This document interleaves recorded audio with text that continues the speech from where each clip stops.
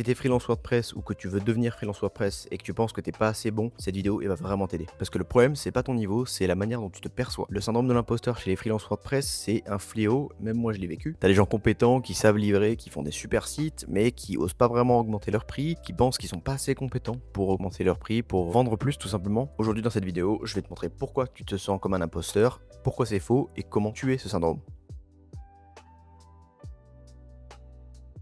La première raison, tu te compares aux mauvais critères. Donc tu te compares aux experts visibles, c'est-à-dire que tu vas te comparer avec des mecs qui font du dev depuis qu'ils ont 10 ans, qui font du React, du headless, des trucs assez complexes, tu vois, au final, ou des youtubeurs qui ont des années d'expérience, qui savent absolument tout. Toi, tu te dis, ouais, moi je sais juste faire des sites WordPress. À quel point je suis légitime par rapport à ces mecs-là? Je suis pas du tout légitime. Et ça, c'est une erreur parce que tes clients, ils s'en foutent complètement de la stack que tu utilises déjà, pour la plupart. Hein. Eux, ce qu'ils veulent, c'est un super site qui charge vite, qui convertit et qui casse pas tous les 3 mois. Voilà, c'est tout ce qu'ils veulent en gros hein, pour un site WordPress. La deuxième chose, c'est que tu confonds tout savoir et être légitime. Donc tu penses que pour être légitime, il faut connaître WordPress sur le bout des doigts, savoir exactement quel hook, quel filtre utiliser, tout ça. La réalité, c'est qu'un freelance, il résout un problème précis pour un type de client précis. Et d'ailleurs, la majorité des devs ne savent pas forcément toute la documentation JavaScript, par exemple. C'est tout à fait normal. Et ben c'est pareil pour un freelance. T'es pas obligé de savoir sur le bout des doigts comment fonctionne WordPress de A à Z, tant que tu fais un site qui est propre, qui convertit et qui régale tes clients au final.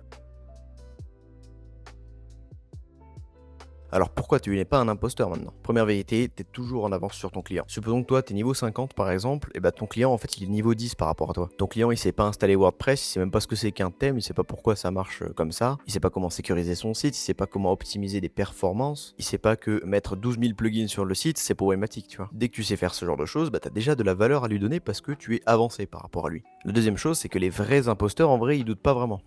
Les gens incompétents, ils doutent pas, ils surfacturent, ils font des trucs éclatés, ils promettent n'importe quoi. Tandis que toi, si tu te doutes, ça veut dire que tu prends à cœur ton taf et qu'il a vraiment du sens pour toi. Et donc au final, c'est quelque chose de positif. La troisième vérité, c'est que ton job, c'est pas d'être parfait. Personne n'est parfait. Ton job, c'est pas de livrer le site parfait au millimètre. Ton job, c'est de comprendre le besoin de ton client, de livrer une solution qui convient à son besoin et de l'accompagner.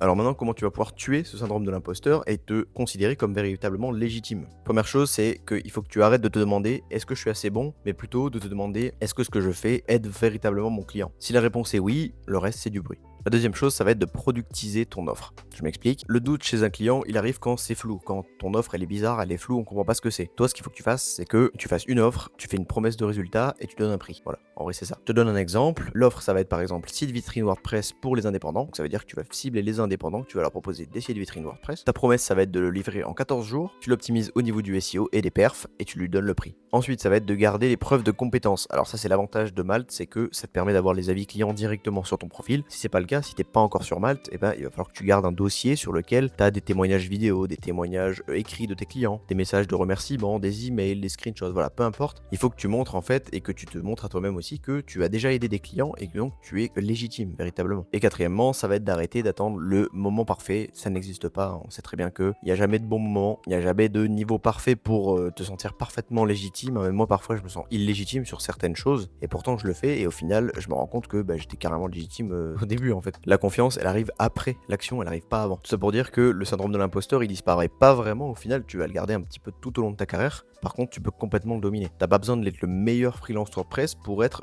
compétent, pour être rentable au final dans ce métier et pour bien vivre de cette activité. T'as besoin d'être fiable, d'être clair et que tu assumes que tu fais des sites internet et que c'est ton métier et voilà. Ça va pas plus loin que ça.